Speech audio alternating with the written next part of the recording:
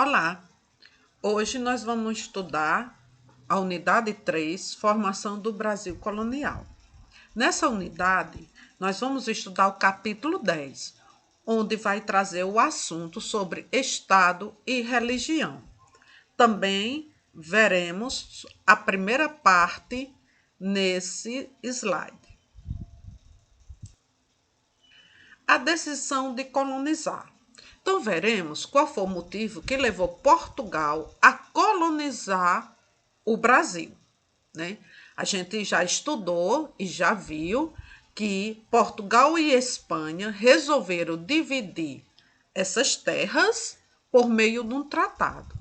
Qual seria o nome desse tratado? Tratado de Tordesilhas. Porém, o que foi que aconteceu? Alguns países não aceitaram esse tratado.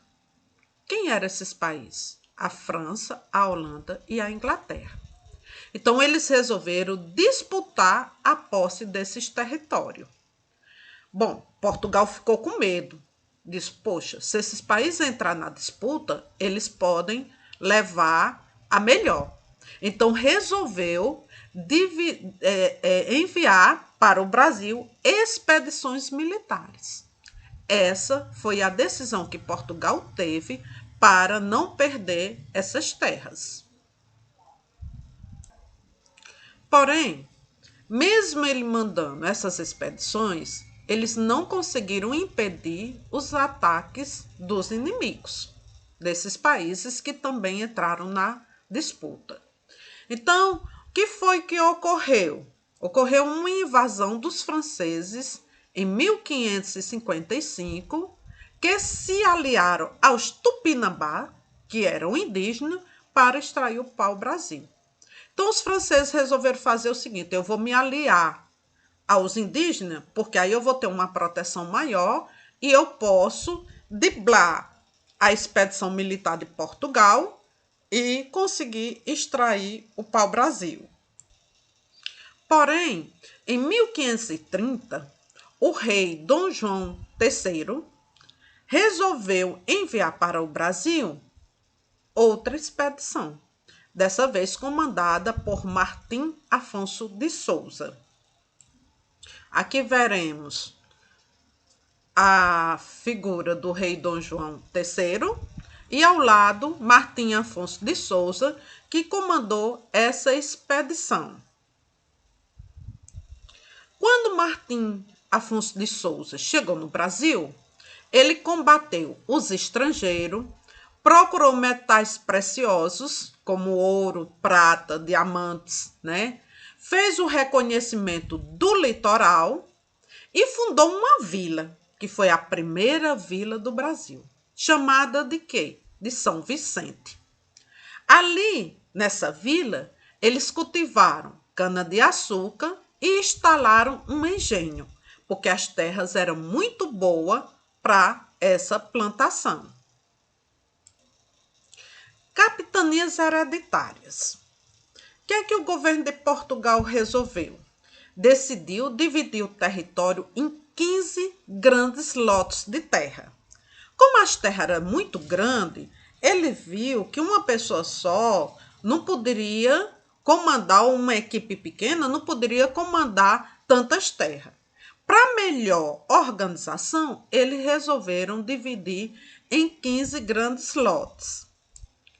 Bom, então ele entregou esses 15 lotes a 12 capitães donatários. O que esses capitães tinham que fazer? Investir nas terras, protegê-las e torná-las produtivas. Essa era a função do capitão donatário. Quando o donatário morria, quer dizer, o dono daquela terra morria, seus direitos eram transmitidos a seu herdeiro, a seus filhos, a sua esposa, né? Foi por isso que essas terras foram chamadas de capitanias hereditárias. Por quê? Porque quando ele morria, não passava essas terras, voltava a Portugal, a coroa de Portugal. Ficava para quem? Para a família do dono daquelas terras, que eram chamados de donatários.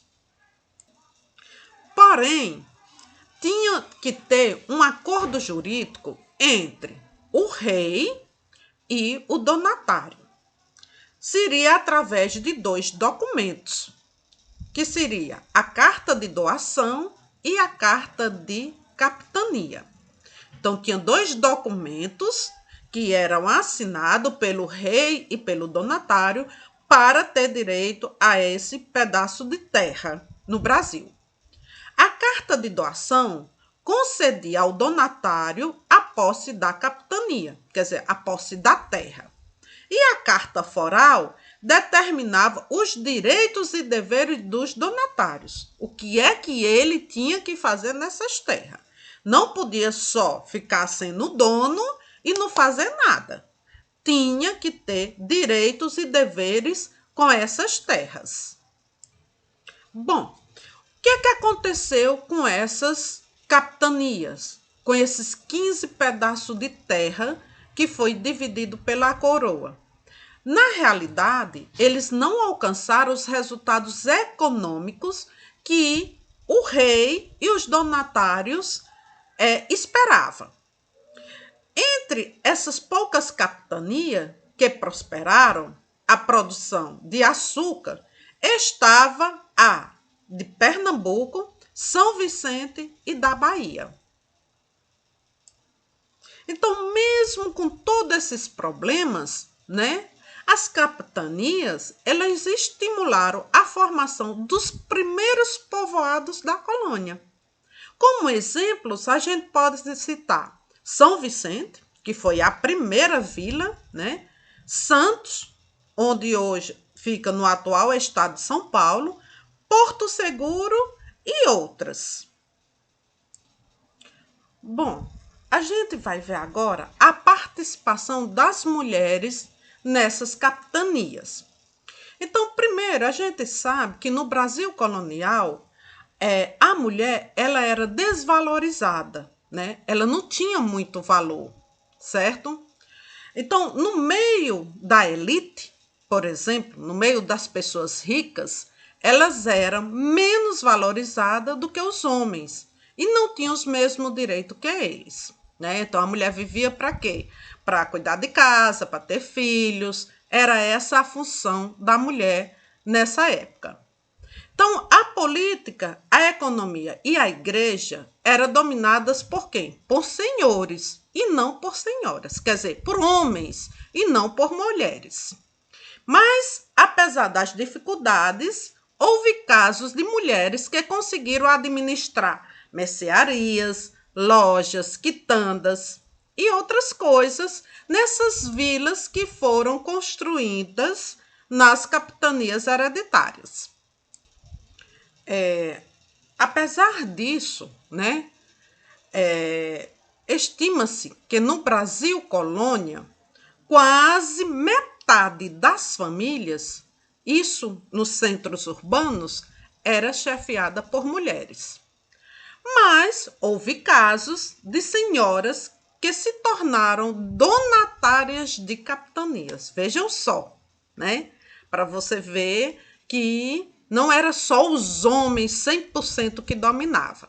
Nós vamos citar aqui 2 delas, Ana Pimentel e Brites Mendes de Albuquerque. Ana Pimentel, ela assumiu a administração da capitania de São Vicente quando seu marido, Martim Afonso de Souza, deixou o Brasil e foi para Portugal. Então, ele decidiu que o quê? Que a esposa poderia muito bem ficar chefiando a capitania enquanto ele ia a Portugal. Brites Mendes, ela assumiu o governo da capitania de Pernambuco após a morte do seu marido, Duarte Coelho Pereira. Quer dizer, essa ainda foi melhor do que Ana Pimentel, porque essa assumiu de vez. Aqui nós vemos as 2 fotos dela, Ana Pimentel e Brites Mendes. Então, o que foi que aconteceu?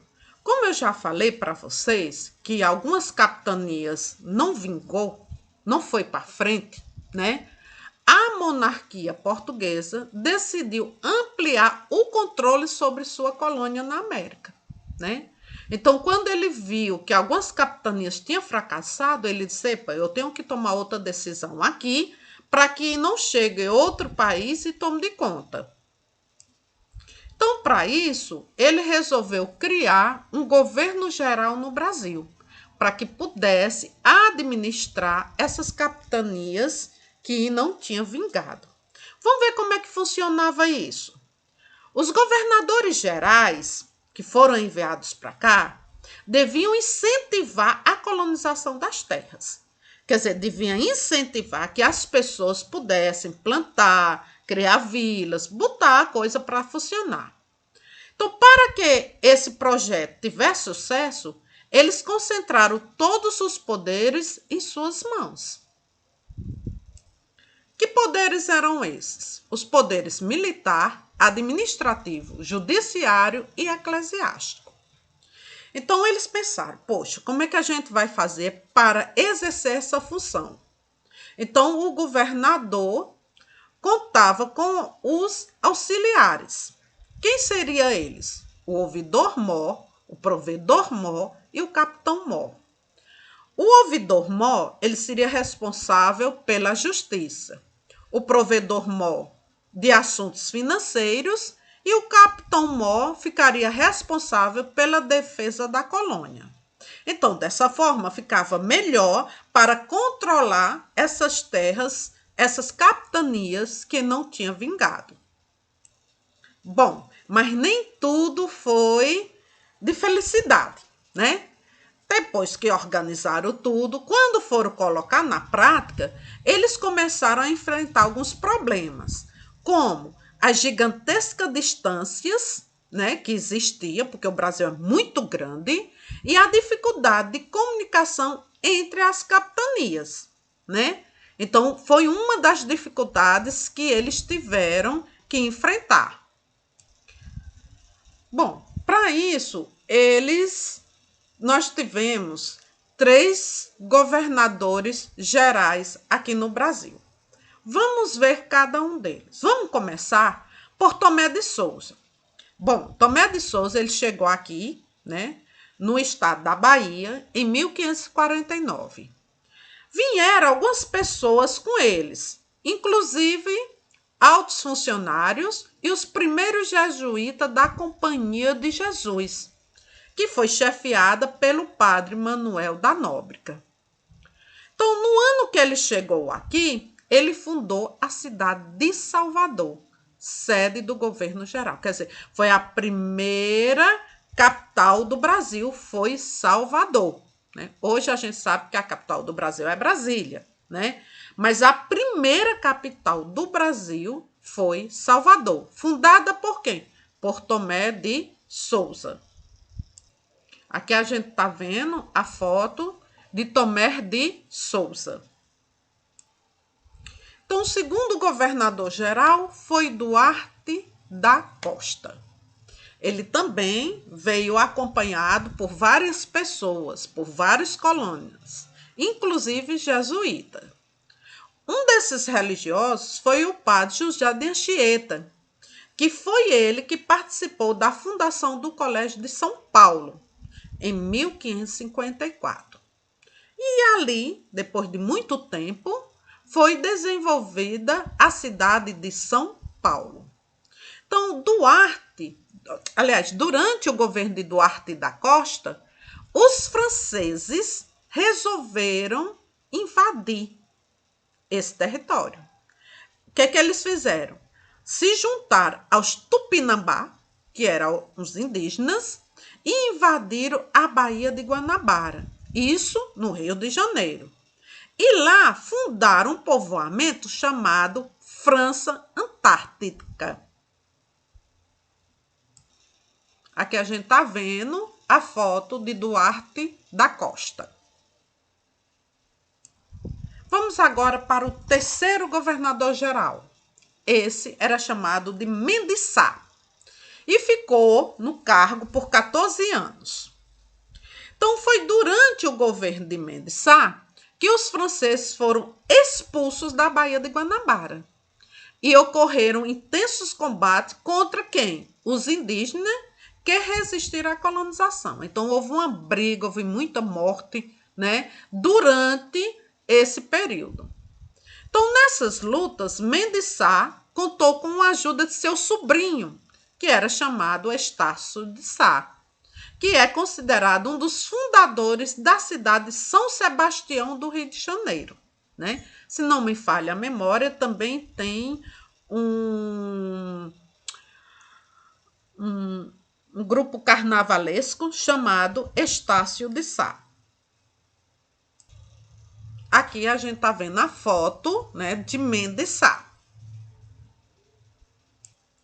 Uma coisa importante que a gente não pode deixar de falar foi a criação das câmaras municipais nessas capitanias, né, nessas vilas, né? Elas eram muito importantes, né, para as vilas e as cidades do Brasil colonial. Então, a primeira delas foi instalada na vila de São Vicente. Então, no período colonial, as câmaras tinham funções amplas, pois elas eram o próprio governo do município. Então, qual era a função da Câmara? O que é que ela fazia? Um exemplo que a gente pode dar, ela defendia, ela foi criado nelas o órgão militar, das questões dos transportes e da limpeza, da cobrança dos impostos e do cumprimento das leis. Bom, como a gente sabe que outros países tentaram não aceitar o Tratado de Tordesilhas e resolveram, né, explorar aqui o Brasil. Então, foi durante no governo de Duarte da Costa e Mendes Sá que os franceses invadiram a Baía de Guanabara e fundaram a França Antártica, né? Isso eu já falei para vocês. Então, os portugueses conseguiram expulsar os franceses depois de 12 anos de ocupação, para você ver que não foram fácil, né? Porém, os franceses tentariam novamente se estabelecer no Brasil.